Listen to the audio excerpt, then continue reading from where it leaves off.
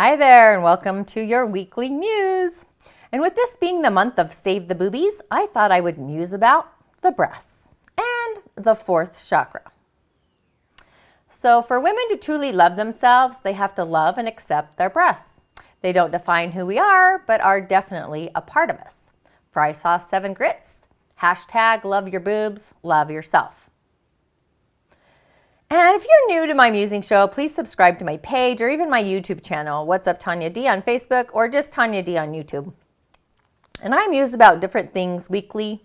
And if you enjoy a show, please share so I know to create more of what amuses you. So let's begin with this week's musing show, shall we?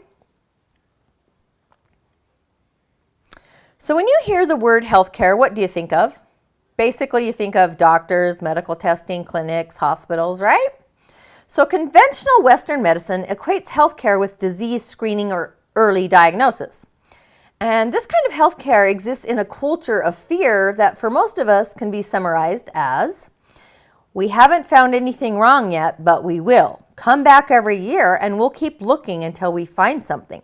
And as long as we don't find anything, you can rest assured that you're healthy.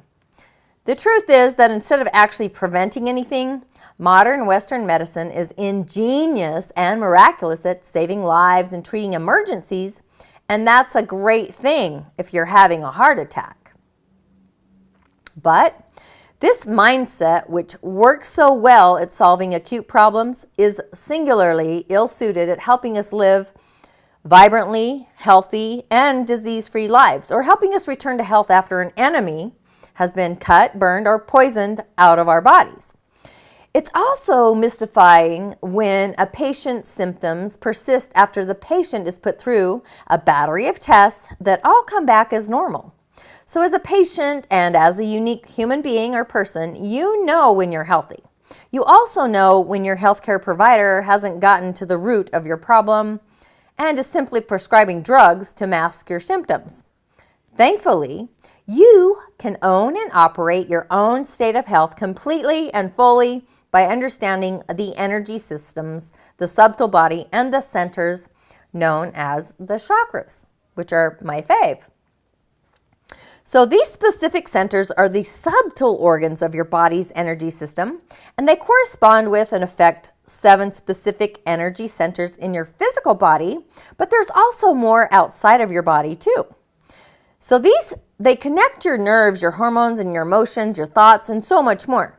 And their locations actually run parallel to your body's neuroendocrine immune system and form a link between your vibrational anatomy, or your energy body, and your physical anatomy, or your physical body. And these energy centers also act as transformers that take refined emotional, psychological, and spiritual information, and they go ahead and distribute it to your cells. So each of these in-body centers are the same for men and women, and they're associated with specific organ systems as well as your life's circumstances. So I'm going to do a little snippet of each of these in-body centers, so bear with me here. So the health of your first energy center is related to your upbringing and your early life, and it includes your immediate family and your extended family, your race, social status, education, your family legacy, along with your family expectations. And the organs of this first center are the physical body support, your hips and joints, your spine, your blood, and your immune system. And the health of your second energy center is related to your beliefs around money, sex, and power, as well as how balanced your personal relationships are, along with the organs of the reproductive organs, your large intestine, your lower vertebrae, your pelvis, your appendix, and your bladder. Now, the big number 3 there that looks like the sun is your third energy center, your solar plexus, and it's associated with your self-esteem, your self-confidence, your self-respect, and a sense of responsibility, along with the organs of the abdomen, the upper intestine, your liver, your gallbladder, your lower esophagus, your stomach, your kidney, your pancreas, the adrenals, the spleen, and the middle spine. But I also put the adrenals down at the base there, at your root as well. So the health of your fourth energy center is related to your capacity to feel, express your emotions, and participate in true partnerships. So the organs of the heart, the lungs, your blood vessels, shoulders, ribs, breasts, of course, diaphragm, and your upper esophagus. The health of your fifth energy center is related to how well you communicate, your timing and your will, and also whether you feel pressured to do too much. It's the feeling that there's never enough time. And the organs there is the thyroid, the trachea, your vertebrae in your neck, your throat, your mouth, your teeth, and your gums. And the health of your sixth energy center is associated with your perception, your thought, even your morality. And it's often referred to as the third eye because it's located between, but slightly above the eyes in the center there. And it's the organs of your brain, your eyes, your ears, your nose, and your pineal gland. And the seventh energy center in body, it's the health is related to seeing the larger purpose in your life. It's also related to your attitudes, your faith, your values, your conscience, your courage, and humanitarianism. And the organs can involve any organ system. So this is like a driving center of the in-body, spirit body, I want to say, if that makes sense.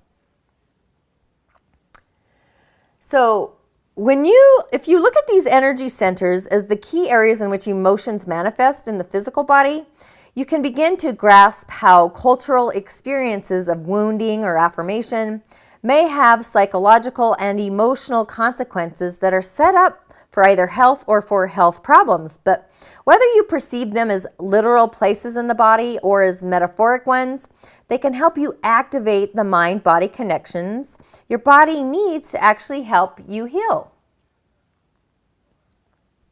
So with all that said, it's that time of year again when we're inundated with pink ribbons, races for the cure, campaigns to get screened for breast cancer, emails to donate, race, or whatever.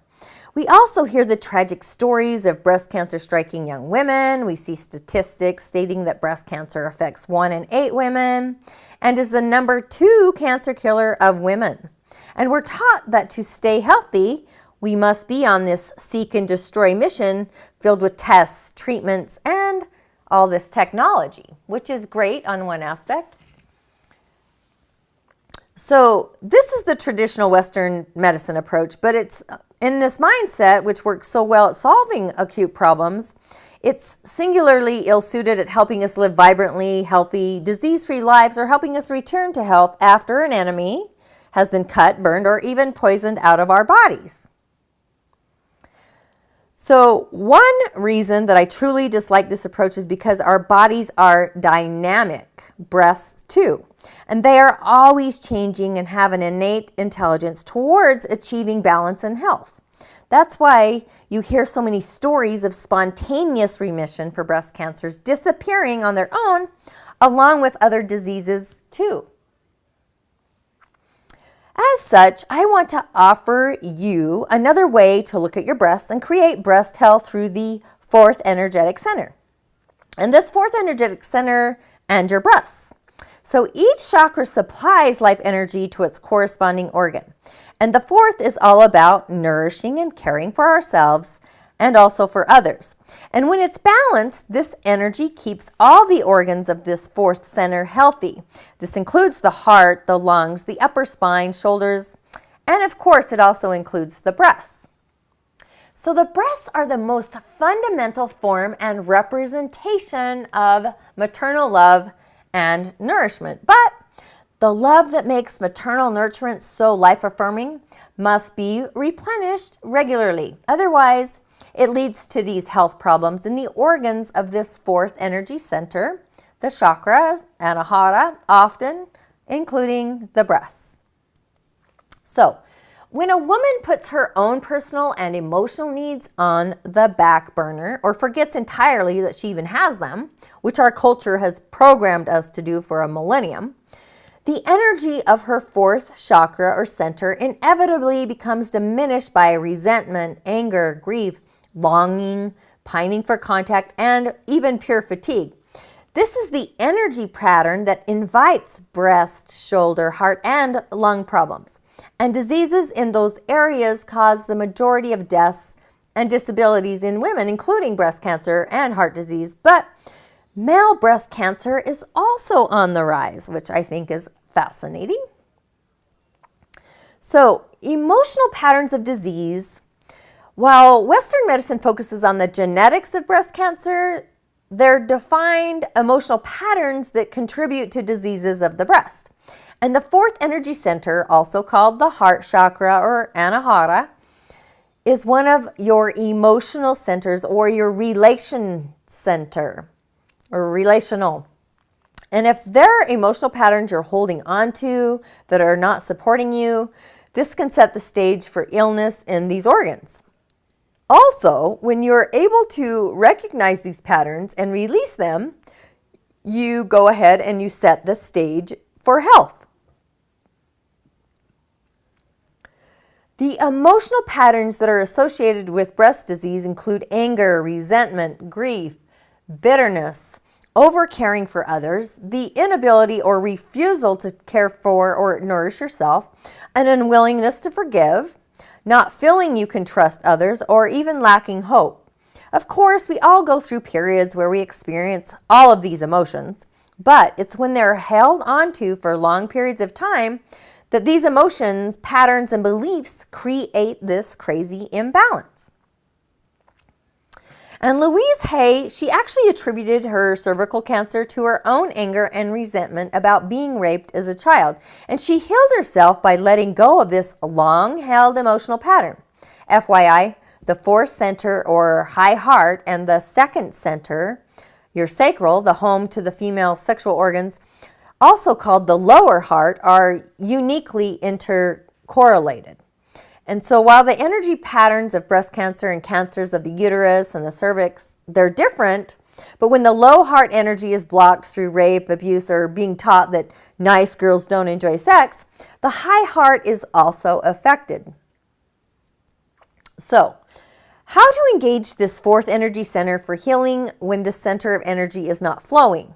Everyone suffers. Fortunately, there are many simple ways you can increase this energy and promote healthy breasts and overall physical and emotional health. So here are some ways to promote the health of your fourth energy center. Move your body, okay? So exercises that contract and relax your muscles promote the flow of your lymph. And dynamic yoga poses such as camel pose, tai chi, and other forms of Eastern movement can be good to add to your exercise routine. Where passive heart opening exercises where you lay on a tightly rolled blanket like in a cylinder shape, placed under your sacrum, along your spine, to your head, that is also good. Try massage. So massage, of course, is healthy for you in so many ways. And whether you get a professional massage, exchange a massage with a friend or a lover, or simply perform self-massage, it's a wonderful form of self-care that can keep this energy actually flowing. And some forms of massage actually work the energy points that correspond to those specific organs. And there are a number of these points that run through your chest and your back, and they often feel sore or tender to the touch, so you don't need to rub too hard actually on them. And you can find diagrams online to actually help you find these points, but massage also improves your lymphatic flow. And of course, massaging your breasts is a wonderful way to establish a loving relationship with them, but it's also a great way to transform a self-breast exam if you do them, which I really don't recommend, but if you do them, imagine that you have this healing power in your hands. Go braless. So most women in the Western Hemisphere put on a bra first thing in the morning and don't take it off until they go to bed. And some women actually sleep in their bras. Well, I don't believe that bras cause cancer. They can alter your lymphatic flow in your breasts and your armpits and can be uncomfortable for sensitive breast tissue. But I also believe they can block the flow of information to and from your breasts. So try going braless when and where you feel comfortable and see if you can feel any shift in your breasts or even in your energy field. Offer gratitude. So there's a saying, where your attention goes, energy flows. When we resist the temptation to find fault in others, we bring positive energy towards ourselves. For example, when your family leaves a mess for you to clean up, instead of criticizing them, you can take a minute to appreciate them and acknowledge the love they show by trusting you to take care of the things for them. Then later you can ask them to do their part of their own chores, right? And remember, every time you feel annoyed or upset, it's proof that you are in a dynamic flow of energy with others and yourself. Okay, use affirmations, mantras, and mirror work. So positive affirmations can increase the positive energy of this fourth chakra and center. And you could say anything like, I love and accept myself completely. I love and I forgive myself. I am open to love. I am loved. Or create your own affirmation. And you can also write them down and put them around your home or your office. Your bathroom mirror is an excellent place to post affirmations because you can look at yourself while you're reciting them out loud, and just do that throughout the day. Go green. Now, you all know I'm a smoothie girl. I drink smoothies at least twice a week, if not more. But green is also the color of your fourth energy center, and you can increase energy to this chakra by wearing green, adding more plants to your home, or even imagining your heart center expanding with a soft green light with every inhale. And you can also imagine golden light along with the green light radiating gentle and powerful love. And the golden light is actually the divine energy. It's one of the out-of-body energetic centers. So when the gold and the green merge together, it actually can do some cleansing of your heart center. Allow yourself to be loved. Think about it. Being a martyr is a sure sign of imbalance in your fourth energy center. And over time, it's associated with the energy pattern of breast cancer. And the minute you decide that you are worthy of love and care, things begin to shift and you begin to ensure your health. Practice forgiveness. So holding on to anger, grief, or hurt from your past actually establishes blockages in the energy flow of this center. It's similarly, it's like holding on to or even identifying with a diagnosis can make your healing journey more prolonged and even challenging. So letting go starts with forgiveness. And there are many resources, including professionals who can help you release past emotions, memories, beliefs, and behaviors that don't support you. They actually steal your life force. So these are just some of the many ways you can begin to bring balance to your fourth chakra. A healthy fourth chakra can set the stage for healthy breasts and overall true physical and emotional health. And you can engage in these practices even if you get regular breast screenings or are recovering from breast cancer, say. So, are you over-caring? Do you frequently put your own needs last? What are you doing to bring balance to your life? So please leave comments, share this muse. Let me know if you mused about it at all or how you enjoyed the muse to begin with. And thanks for joining me, and be sure to love yourself more. So my corridor at the club is getting some hits, and I would like you to join me in that corridor. So visit theclub.tonyad.tv and start your inward journey to solicit solitude. I also have the 6 phases to natural transformation coming soon. It'll be a live webinar, and hopefully I won't have internet flaws. And the energy body demystified, plus my little nip and tuck of my TonyaD.tv site is well under the works. I'm hoping it's done soon, to be quite honest. And as always, thanks for joining me, thanks for musing with me, and thanks for putting up with me. Share the love. See you next week.